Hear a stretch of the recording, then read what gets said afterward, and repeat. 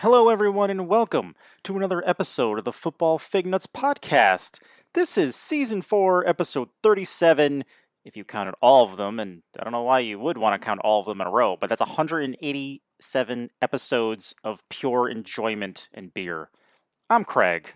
My name is Britt. And Britt, after a lovely week off, we are back, and it's almost the draft. So let's plug why what we've been doing during our times off. In order to kind of relax our brain meats and give ourselves a break from the work of preparing for another football season, which as much as we love is a lot of work. It's a labor of love. Craig and I have been engaging in virtual farming on Twitch, Yes. which we'll probably put up on the Twitter page at some point, a link to each of our our Twitch feeds rather. And we've been doing some virtual farming, so we won't be able to do it during the off season. But, so during the on season, but during the off season, when there's not a ton going on, it's nice to take a few days off and just do some lighthearted streaming. It's funny because what do we do when we don't have to record a podcast? We do a live stream. So we're on the air quotes, no matter what we do. It's just kind of like, Jesus, don't you guys just watch TV and shit? I mean, come on. No, sometimes. Not a lot. Yeah. Sometimes, which is another thing. Are you caught up on all the stuff that needs to be watched? Have you seen Falcon and the Winter Soldier? Have you seen Invincible? Where are you? I'm nowhere. I have a lot to catch up on. Well, you'll have some time to do it later on. But I'm getting ahead of ourselves. Let's start where we always start. Craig, what are you drinking tonight? So tonight I have a lovely beer that's almost like drinking orange juice, and I'm sorry there's no sound effect because here, I got you. Hold on, keep talking. Because there's no sound effect because I opened it already. Right. So this is a beer that I gave you. This is the beer from Omnipolo, which was done through 12% Brewing. What was it called again? It's the... Now I'm gonna pronounce it wrong, so I'm sorry. So it's the Fatamagori Gana. Yes. Oh my God, I liked that. It's Fatamorg. AM? Yeah. Yeah. And it was it was written on the side of the can. Yeah. The Nelson Sauvin edition. Which I was shocked. I'm not a big fan of a lot of different hop blends, and Nelson is not one I usually like. Mm-hmm. So, but I liked that beer a lot. It was good. It's very, I don't want to say thick, but it has a full mouth feel. That's the phrase I'll use. It has a very heavy, it does. The flavor kind of punches you in the mouth, and it feels in your mouth almost like the consistency of a lighter orange juice. Mm-hmm. It's thicker than water. It's not like drinking a stout. Those kinds of things, yeah. So yeah, that was very good. So you've tried it, right? You've had one of these before. Yes, I have. Okay, I have. So. It's very good. Very good. And my beer tonight, I am having a beer tonight. I am drinking Feelin' Juicy by Dockside Brewing. I said to my wife this morning, I said, I am not going to cook tonight. I said, we must pick a restaurant and go. And she said, well, give me some ideas. And I tossed out 2 or 3, and she immediately responded with Dockside. And I'm like, all right, fine by me. So we went and had, she tried a couple of beers. She tried their anniversary ale. I think it's called Lucy in the Sky. It's a Baltic Porter. Let me tell you, you ever have a Baltic Porter before? Not that I know of. You ever heard the term Baltic Porter before? I've heard the term, but I don't think I've ever had one. Okay, I had never heard it before this, nor had I had one. Let me tell you what a Baltic Porter is. Sure. It's a fucking stout. It sounds like one. It's like a stout that dressed up as a porter for Halloween is what it was. It's okay, that's really dark. It's stout-like. It doesn't look as thick as a stout in the glass. I took one little sip of it, and it screamed stout. It was heavy. It took, and I'm not even exaggerating when I say this, it felt like it took 30 seconds to get from the bottom of my throat to my stomach. It was just creeping down my esophagus. If you like stouts and you like that coating feeling, the thicker stouts give you, fantastic. Good flavor. It had a very cocoa-y, vanilla-y flavor. It was really solid. If you like stouts, I'm not a stout guy. You would love it. You would absolutely love it. I still haven't been there in general. we're planning a trip as soon as we're all vaccinated. We're in the home stretch. Within the next month, everyone will be vaccinated, and then we can go out there and have some drinks. Our contributor Sean, his day job is 5 minutes from there. I live 10 minutes from there. Would love to. We sat outside. I mean, it's only like 60 degrees out, but it was nice enough to sit outside and have a beer and have some dinner, and that was nice. This was funny. Really quick before we get into our stuff tonight. So they handed us on the menu. There's a drink menu and a food menu. The food menu is 2 pages. Okay. The drink menu in this place is 4. Okay. So that should tell you where their priorities are. But one of the pages in the drink menu was replaced with a notice from the state of Connecticut letting us know that as part of the executive orders allowing places that serve alcohol to reopen, we had to order food. It then proceeded to give us a state definition of what it meant to order food. Huh. And I'm like, should someone who doesn't know what food means and is old enough to legally order a drink actually be allowed to have a beer? Because this was pretty straightforward. And it's like, you must be offered a substantial meal. And I'm like, okay, You can't drink 4 beers and eat a bag of chips is what they're saying. Exactly. But it listed it out. Substantial meal includes meals that must be eaten with utensils such as a knife and fork, or handheld things that are consistent with being described as a meal. For example, a hamburger or pizza. I'm like, seriously? Yeah. At one point, the term, I think the term was substantial dessert was on this thing. I'm like, listen, I just want a salad. I can eat the salad with a fork. Will that make the state of Connecticut happy? Can I have a beer now? Well, it depends. What was in the salad? Is it just lettuce? Then maybe not. I had a chicken Caesar. All right, there's some protein in it, then I guess you're okay. Well, but I had to stab it with a fork. That meets the first definition. That's true. That is true. I mean, at one point it was listing appetizers that met the definition. I'm like, I think you have to order more than one appetizer. Well, nachos by itself, apparently, nachos and stuffed pretzels. Okay. So, of course, for the examples, they're taking stuff off their own menu. Right. Because they're not going to pass up an opportunity to advertise their own stuff here. Exactly. Well, you don't want a salad or a burger or some pizza. You know, you could get away with the appetizer if you picked the right one, like the stuffed pretzels or the loaded nachos. Wink, wink. Wait, exactly. Wink, wink, shove, shove. I mean, all it didn't happen was a person reading it over my shoulder and pointing at them on the menu. I mean, Connecticut, chill the F out. Okay. All right. Football stuff. So much to talk about. We are 2 weeks from the draft. Mm-hmm. If schedule holds up, we will have at least one more episode because next week is probably going to be a farming week. I'm already getting texts from the people who watch us farm on Twitch asking where the hell the farming is. So let's talk some draft stuff. Before we get into the draft stuff, you know what? Let's do burning hot takes because there's a couple of things that happened in the news that we should probably talk about, right? And we can just talk about them off the top of our head. Yeah. So I'm throwing this out. Do you want to go give or receive? Seeing as I'm throwing it out, you get the choice. I will give. What do you got for me? So you may or may not have seen this, but the Browns have signed someone to a very large contract. I saw that he signed. I didn't see the details, so talk to me. So it looks like it's about $10 million and if you don't know who we're talking about Mr. Clowney.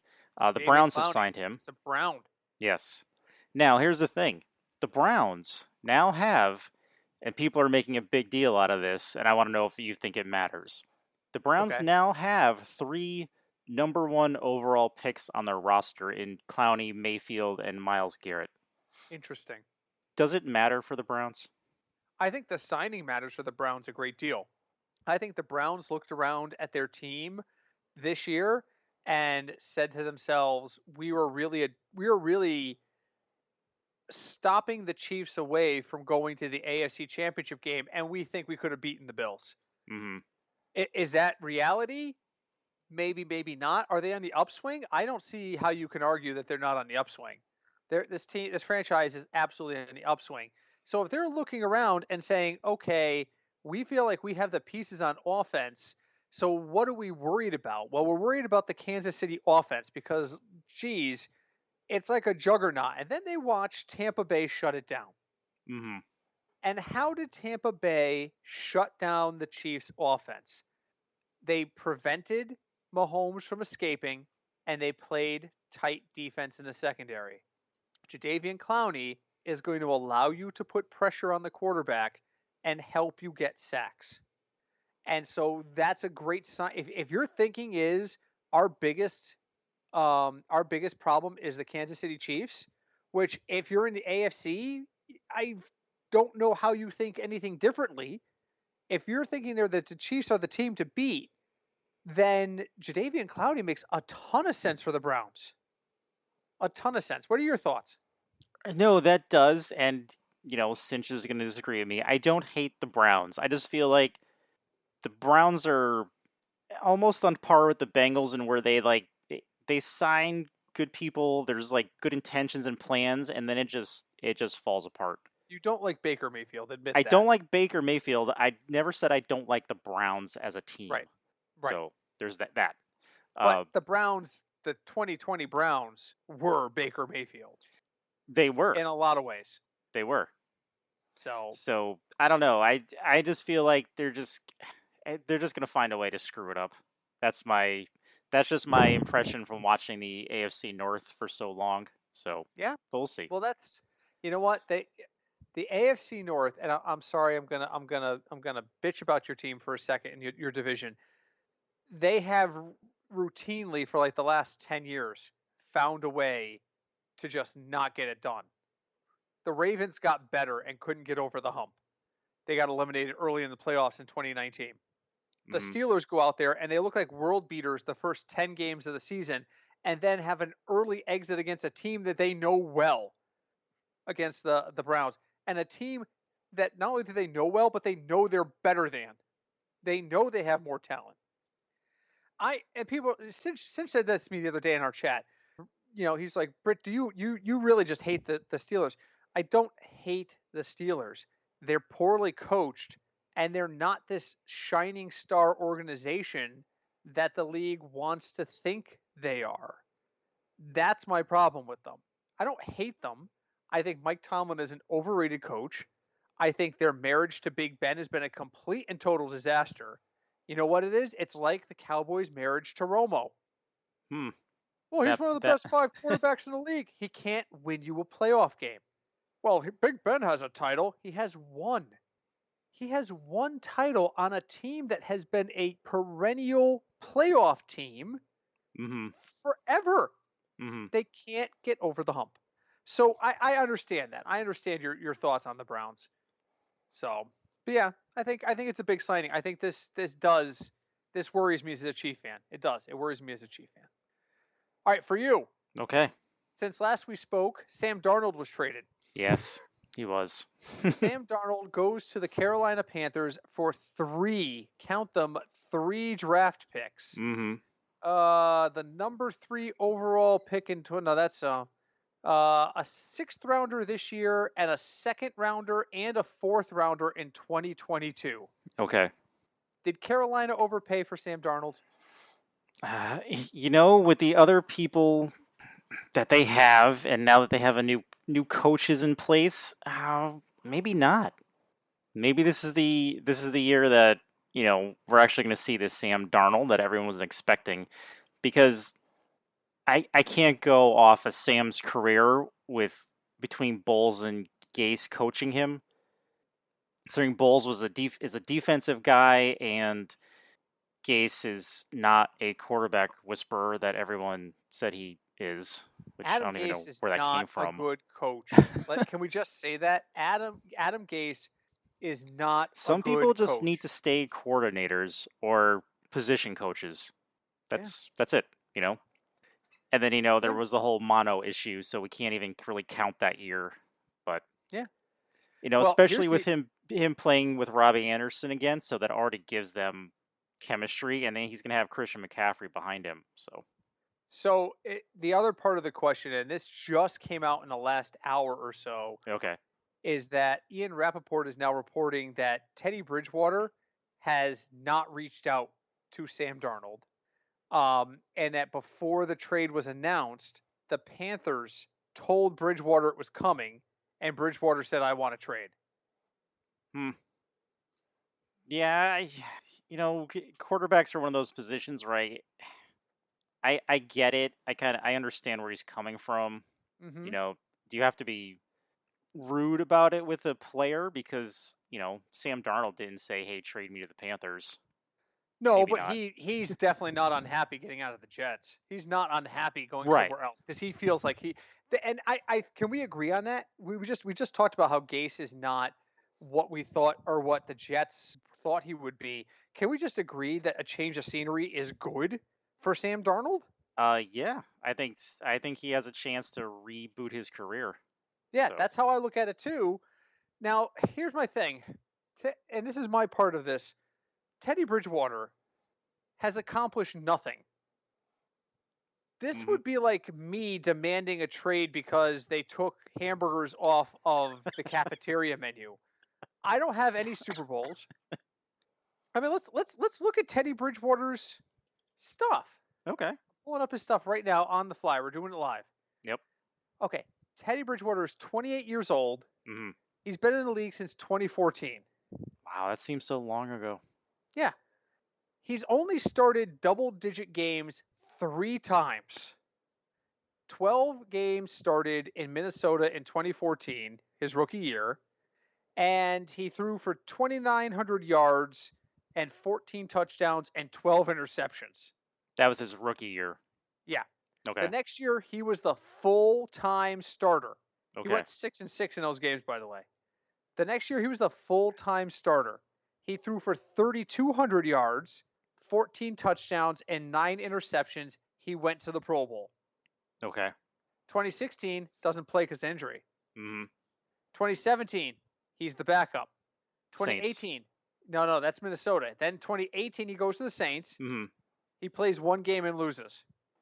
2019, he starts 5 games for the Saints, goes 5-0, but still throws only 9 touchdowns in 5 games and 2 interceptions. And then last year in Carolina, 15 starts, he goes 4-11. So as a starter, he's 26-23. I'm sorry, that's not his starter. That's all games. He's 26-23 with 53 touchdowns and 36 picks. Yeah, I can't. We can't really blame the Panthers for trying to look somewhere else. And I can blame Teddy Bridgewater for sitting there going, "Man, I'm too good for this. Trade me." Are you kidding? I mean, he was good his second year, and then he got hurt, and then it just went downhill.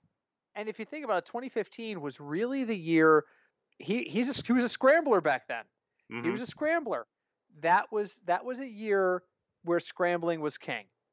That was I look at this and I'm like, on what basis are you sitting there and saying to me, I need to be traded and I deserve to be traded?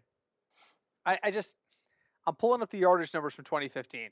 Okay. Okay, so 2015 he was a Pro Bowler, right? Yeah. Where are you? Oh, look at that. So he was a Pro Bowler, right? Mm-hmm. Where do you think he was in total yardage thrown among all quarterbacks? That year?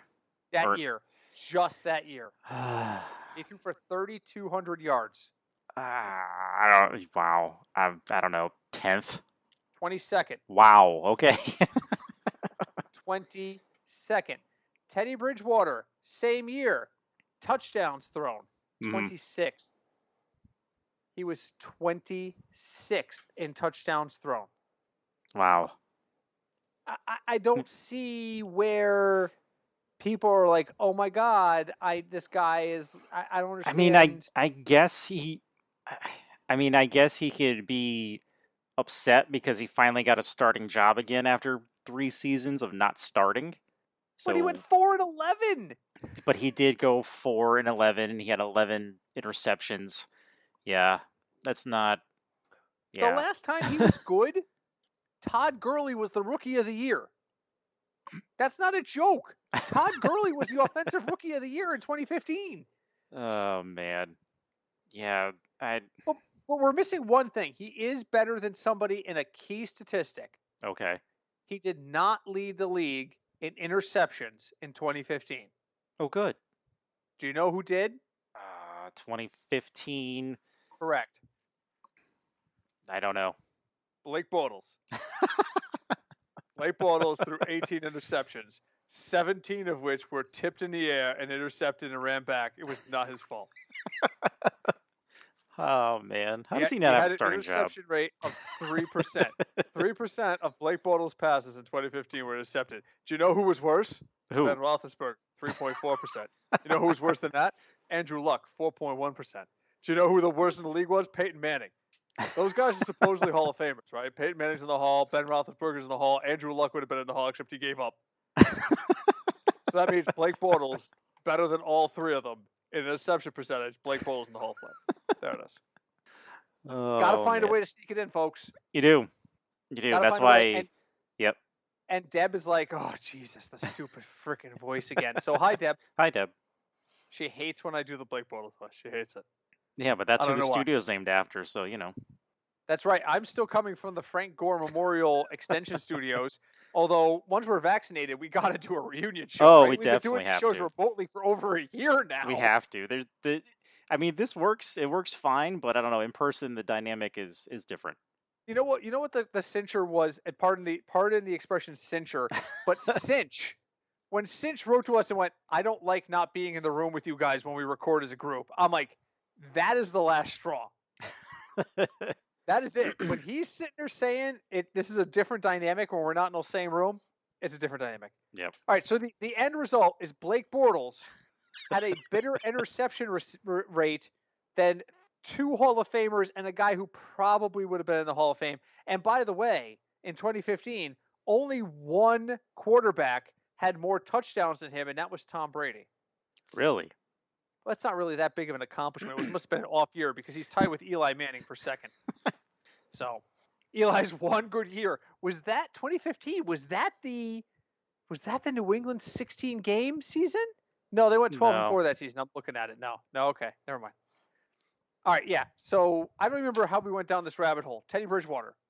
He's upset. He's upset and wants to be traded. That's how we got here. He can be as upset as he wants to be. He does not. I'm sorry. He has not earned that. So, all right. Last one's back to you. What do you got? So back to me. And I just sent this to everyone, so you may have seen it already. So Aaron Darnold of the Rams. Aaron Donald. Allegedly, because I have to say allegedly. Was in some type of bar brawl, and someone at the bar at, I think they said it happened at 2 a.m. He has a huge black eye and a concussion. So really, my question to you is so who's going to step in first, the NFL or the Rams? Because the Rams said they're aware of something that happened. The Rams are going to convince. Oh my God, I'm looking at the pictures right now. Yeah, right. The Rams need to step in so that the NFL doesn't, and just let the legal take its place. Put him on paid suspension until the legal gets done, because the attorney is saying he's going to file criminal charges. He's going to push the Pittsburgh police to get criminal charges filed. All I can think about when I read about this is it happened somewhere between April 10th and 11th. And the reason I say that is because it was during the overnight and supposedly between 3 and 4 a.m. I don't know if you ever watched Pardon the Interruption. It actually was one of my favorite sports talk shows when I had time to actually watch sports talk shows. And Tony Kornheiser used to have a very easy expression for this. Nothing good happens at 3 a.m. So why do you go out and stay out until 3 a.m.? That's a good question. And he used to say it all the time. He'd be like, these things that happen when Des Bryant would get into problems at clubs and they had to like send him with an entourage, things like that. These things don't happen at 9, 10 o'clock. They don't happen at dinner. They happen in the middle of the night. So if you know as an NFL player that this is a bad thing at 3 a.m., why in the holy hell do you stay out till 3 a.m.? And here's the thing. Let's presume for a minute. We need to let the legal play out. Right. But let's presume for a minute that Aaron Donald did nothing wrong.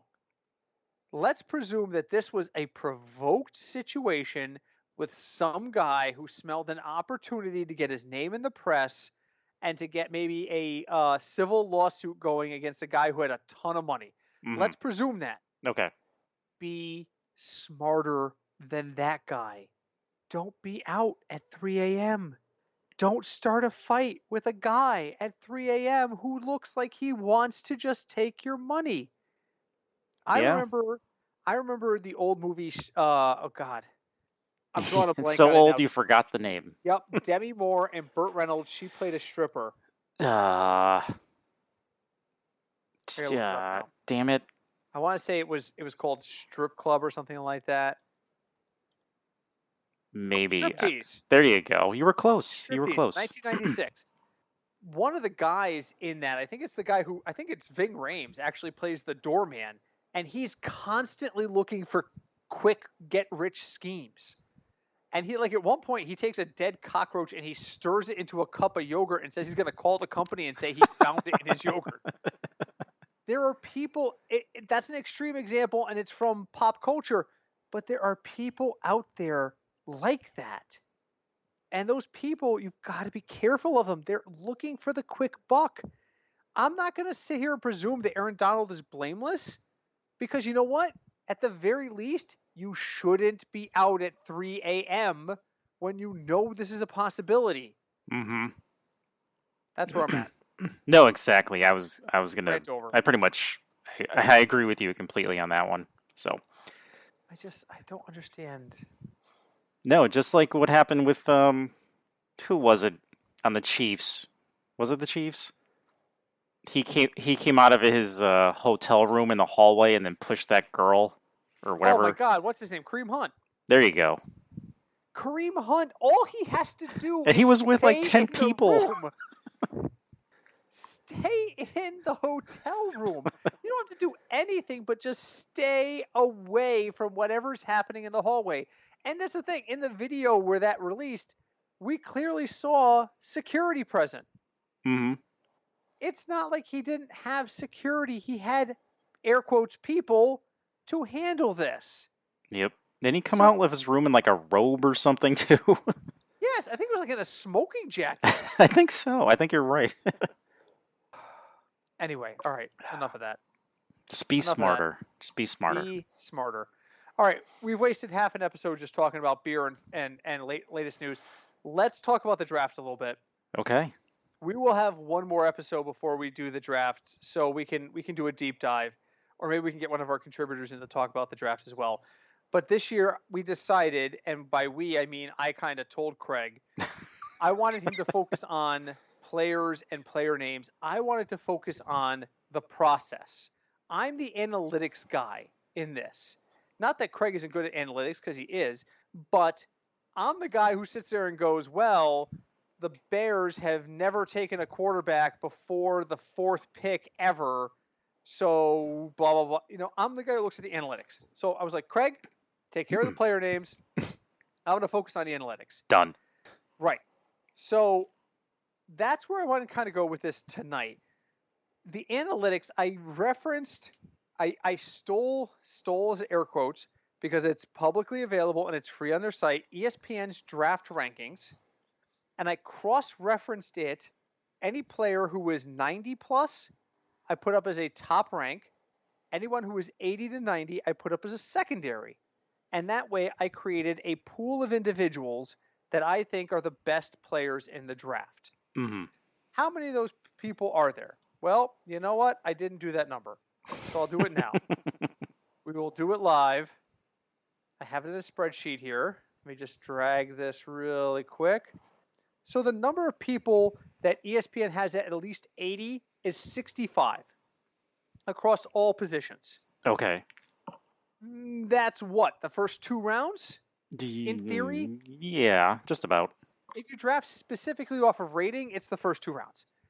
I then went and found that the Action Network has a publicly available NFL draft team needs page where it says, here's the team, here's their primary need, here's their secondary need, here's their ancillary needs, and here's things they don't need. And I cross-referenced it. So how many teams need quarterbacks versus how many decent quarterbacks are out there? Okay. All How right. many teams want wide receivers versus how many are available? To find where the hard value is and where people are going to be drafting. Well, the best player available is a running back, but there's 6 of them in the same grouping, but only one offensive guard. That team needs both. They're probably drafting offensive guard. Right. Yeah. That makes sense when you look at numbers that way. Mm-hmm. Right. So with that in mind, that's where I'm coming from tonight. I'm looking at what I expect in terms of the draft order. So here's what I found.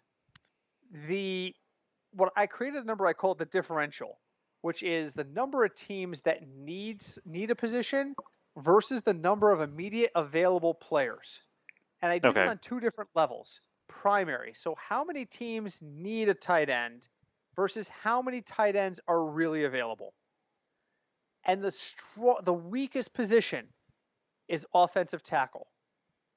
There are 19 teams in the league that have offensive tackle listed as a primary need, but there is only 7 of them with a rating of 80 or higher.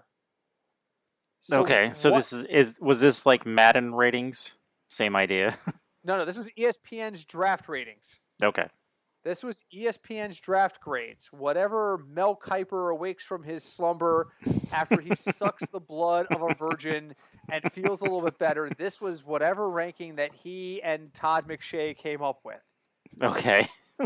So offensive tackle is going to be highly, highly valued when all things are equal. The problem is in the NFL, never is all things equal. No. So you right now, asking you, Craig, what is the position people are going to draft first? Like as in the first picks or in general? What do people value? What position do people value in a draft above all others? Quarterback. Absolutely. So my logic doesn't apply to any team that needs something that does not apply to teams that are going to overvalue quarterbacks or value quarterbacks higher, whether you agree with it or not. Mm-hmm. Jacksonville Jaguars, they have a quarterback as a primary need. New York Jets, quarterback as a primary need. San Francisco 49ers are drafting in the 3-hole. Action Network lists the quarterback as a primary need. I'm shocked by that, but they do. Atlanta Falcons at the 4-hole, the Action Network puts quarterback as a primary need. That blew my mind. You disagree with that? Tell me. Talk to me. So so we discussed this earlier in our thread, but the Atlanta Falcons are the keystone to the first round of the draft because no one knows what they're going to do. Uh-huh. Because when you look at the cap numbers, they can't get rid of Matt Ryan. It will cost them way too much money. Way too much money. And I feel like Atlanta wants to win with him since he got them to the Super Bowl before and then, since jinxed it. But I don't know. I don't know if they're gonna, because I'd have to look at Matt Ryan's contract again, but he's not going anywhere anytime soon for the amount of money that they're gonna lose if they get rid of him. All right, Matt Ryan's base salary this year is $2 million, but his prorated bonus, there's your problem. Mm-hmm. $24.9 million. That's a lot. So his cap number is actually $26.9 million. And because they structured his bonuses into the later rounds of the contract, if they cut him before June 1st, it would cost them $38 million against the cap. Yeah, they can't do that. I'm sorry, let me correct that. $38 million more. The cap hit would be $65.4 million. It would be a net loss against the cap to cut him. Now, here's where I think we have to have a conversation about Atlanta's plans. In 2022, his base salary goes to $16 million, with another $24 million prorated and a roster bonus. That makes his cap number $48.6 Jesus. million. But if they cut him before June 1st in 2022, they only take a $40 million hit. They can save $8.1 million against the cap by cutting Matt Ryan in 2022 before June 1st. So does it make sense for Atlanta to pull a Green Bay and draft the successor now? I don't know. That is a very tough question because, yeah. They have a new general manager.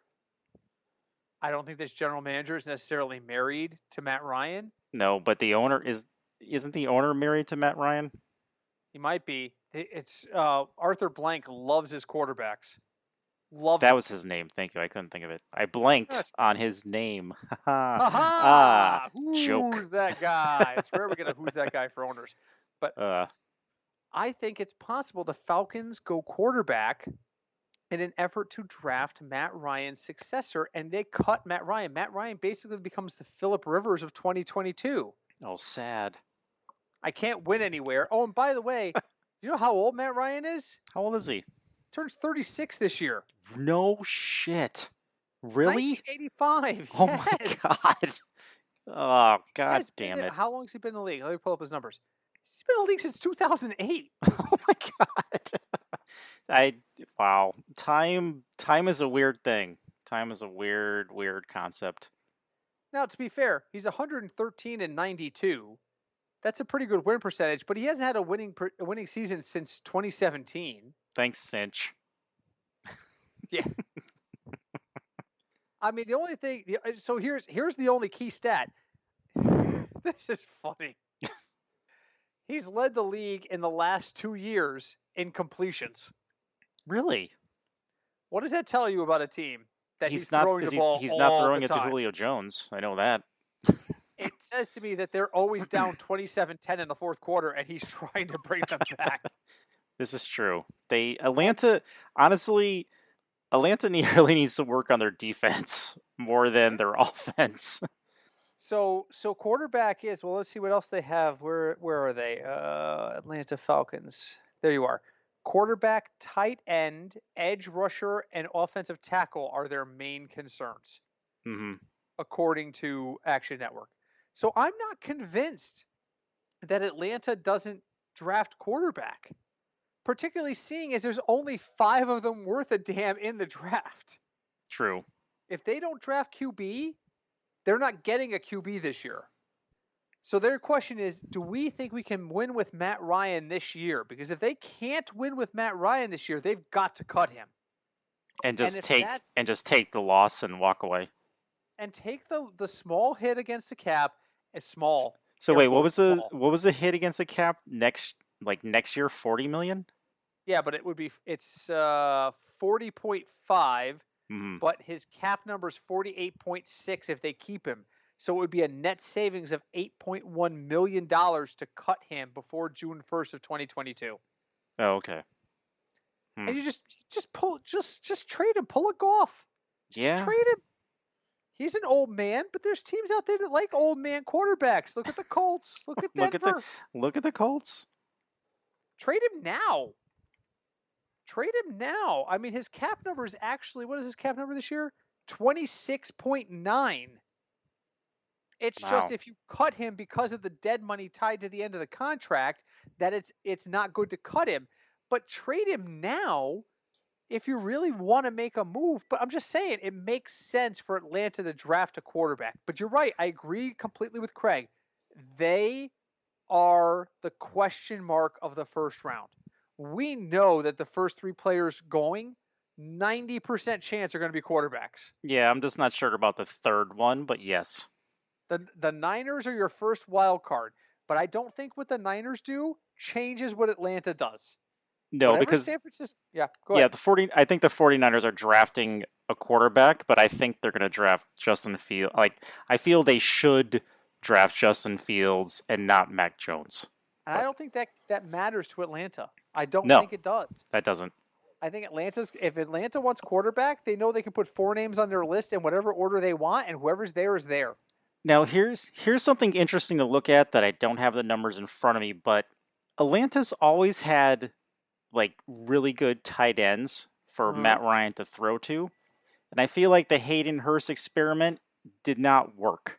Nope, because tight end is listed as one of their primary which needs. is making me think they're going to draft Kyle Pitts for Matt Ryan. That's my guess. Which is where this conversation went. So this conversation started earlier today when Craig stumbled upon an article on CBS Sports where somebody summarized and said Atlanta's going to trade down with New England so that New England can trade up and get a quarterback, and thusly Pitts is going to fall to Cincy. And Craig's initial reaction was, why on God's name earth would we draft a tight end? When we have like 4. 6 of them. Yeah. Exactly.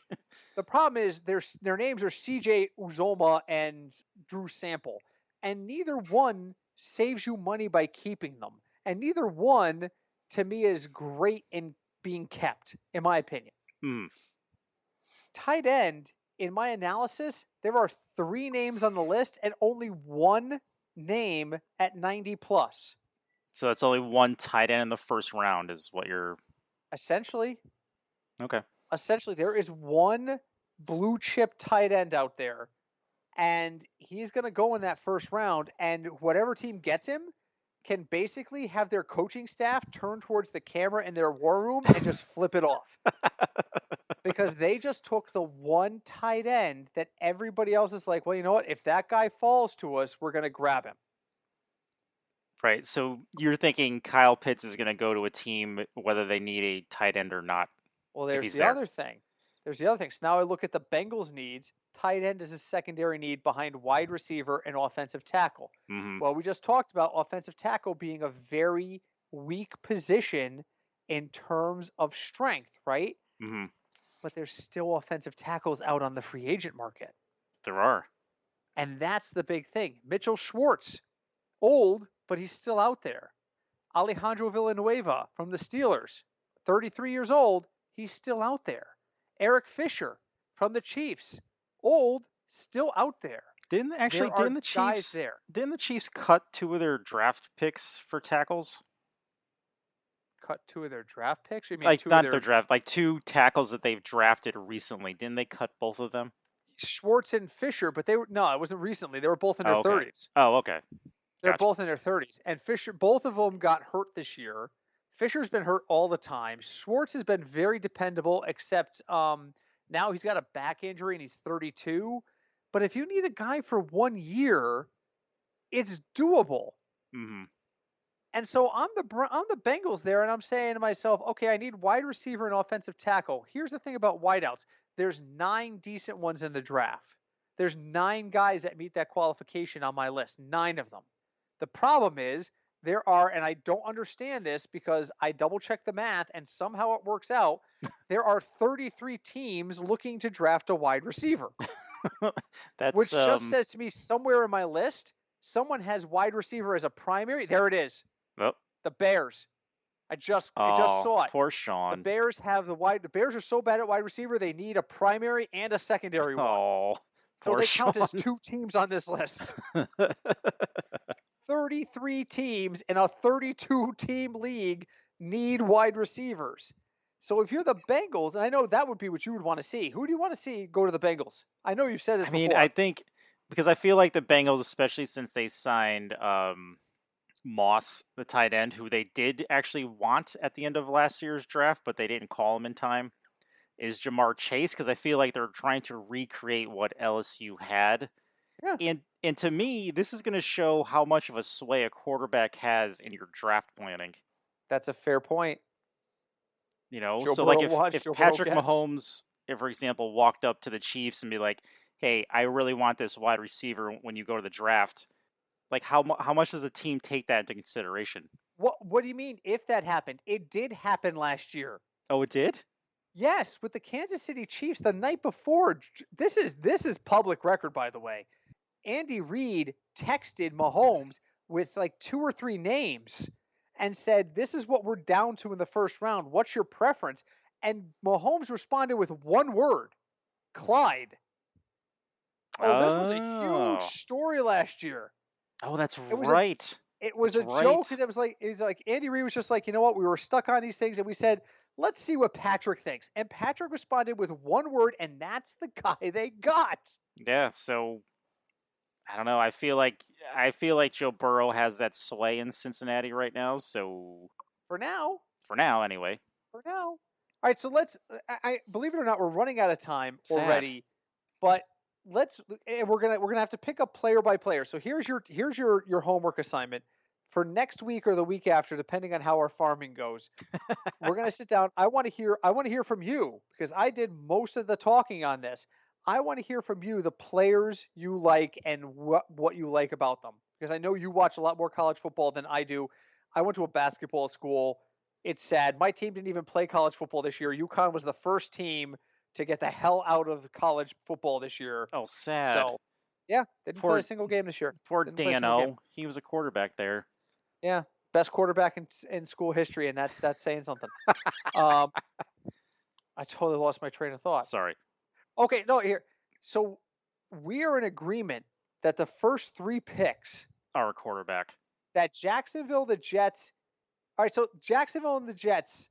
We're how confident are we? I'm 100% confident those are both quarterbacks. Those are both quarterbacks, 100%. Now add in the Niners, Jaguars, Jets, Niners. I'm like 80%. And what did you say? 80? 80. I would say 90. And this right is now. Presuming no trades, by the way. Presuming no trades. All right, so you're a little more confident that the first 3 picks are going to be quarterbacks than I am. Right. Now add in the Falcons. There goes everything right into a side of the mountain. All right, so that's where I was going with this. So you really think Atlanta is a complete wild card, and everything that happens after that depends on what they and then Cincinnati does. Yeah, for all we know, they're gonna take Stilwell or they're gonna take Surtain, because let's face it, they do need help on their defense, or Parsons. So who the hell knows what Atlanta's gonna do? The nightmare scenario for Miami at 6 is the Falcons taking Pitts, like you said, and then the Bengals taking Chase. And then because the Dolphins are looking at the best 2 players on the board. Wait a minute, where's my big board here? The big board. The best player available, presuming that Zach Wilson went in those first 3, is Devonta Smith from Alabama, or Jalen Waddle from Alabama. That's you know who else is still there then? Penei Sewell. Yeah. We're forgetting Penei Sewell in a draft that is so thin at tackle. There's 7 good ones. He's the top one. There are 27 teams that can upgrade at tackle. Yes. That's not a joke. I'm looking at the list right now. I actually had the spreadsheet create a pivot chart. Nice. So I could look at how many 19 teams have offensive tackle listed as a primary need, and 8 more have it as a secondary, or a team is so bad they have it twice. Either way, there's 27 slots for offensive tackle. And there's how many? 9? 7 solid prospects. That's why I think Mitchell Schwartz and Eric Fisher are going to find jobs. Oh yeah, they'll definitely. I mean, depending on their injury, but yes. Yeah, there are. It's just it's insane. It's insane to look at this and say, well, these are what teams are looking for in the draft. And I see these numbers. Even if I just add up, hold on, really quick, I'll do this on the fly. Yeah. Just the primary. So I just want to see how many primary needs there are in this draft. Not even taking position or anything into account. There are 120 slots that teams, according to the Action Network, are primary areas of concern that they want to address in the draft. But there's only 65 top prospects. That means half your needs are going unmet. Or for every team that figures out a way to need its needs, somebody else gets screwed. And it's not a balanced calculation. The 49ers, their primary need, according to Action Network, is just quarterback. That's it. They have a ton of secondary needs, but they only have 1 primary. Meanwhile, the Bears, sorry, Sean, Their primary needs are quarterback, offensive tackle, wide receiver, quarterback, and inside linebacker. So the Sorry, inside Bears, offensive line. the Bears need a new team, is what you're telling me. Yes. Think about that. So quarterback and wide receiver, an offensive tackle, and an inside offensive lineman. So 2 of your 5 slots on the offensive line need to be seriously upgraded, and you need a quarterback and a wide receiver.